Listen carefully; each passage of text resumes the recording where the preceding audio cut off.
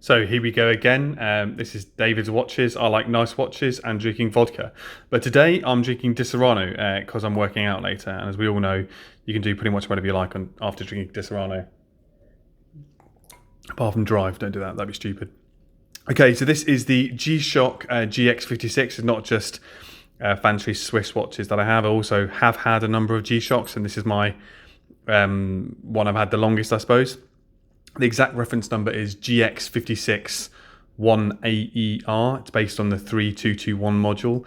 And it's called the King of G-Shocks, or something I found out later on, mainly because of the size of it. It is an absolute beast. I've got a 17.5 centimeter wrist, as you probably heard me say a number of times. And that's what it looks like on my wrist. It is absolutely massive, but it's very, very comfortable and very lightweight. You don't really notice you're wearing it at all. So I bought this particular model in 2012 in Playa Blanca, Lanzarote in the Canary Islands. I'd booked myself into what was going to be my first ever dive. And I didn't have a dive watch. I didn't have a suitable timepiece, to sound douchey. So went downtown, went to a store, bought this, and the chap told me that this was the most G-Shock.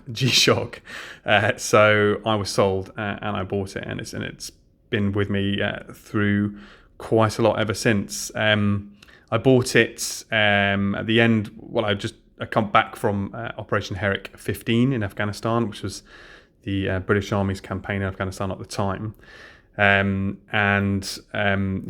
I've clearly worn this for a number of exercises all over the world, range days, and I also wore it for the entirety of my my second tour of Afghanistan in Operation Herrick 18.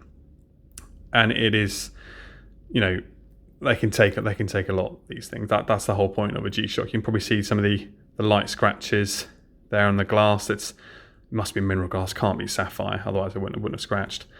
Some of the lettering is starting to wear off, but the watch itself functions, perfectly still. Nice resin strap, real sort of chunky buckle there, because this bad boy is not going anywhere. And the actual watch itself is encased in this thing here. What you can see here, the red here is the what's called alpha gel, and it's a real chunk of sort of soft gel in between the actual digital module of the watch, and it's also then encased in some hard plastics to give it that sort of G-Shock actual functional robustness. It's also solar powered, which has been really, really useful, but it's also been a bit of an annoyance at times when it gets down to, you can see it here, high, medium, low in the bottom right hand corner here. It's currently on high.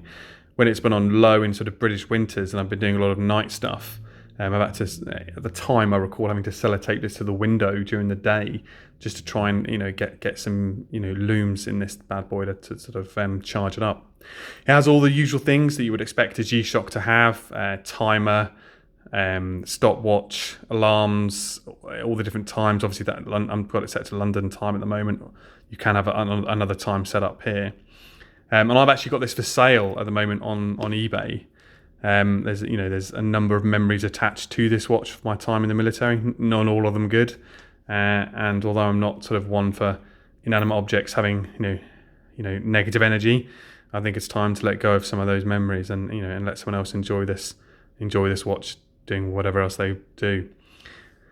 So what else can I say about this watch? It's got these massive buttons here. These have been really useful. A lot of the G-Shocks don't have these huge buttons here. It's part of the mudman sort of feature, and they're really easy to sort of operate wearing contact gloves.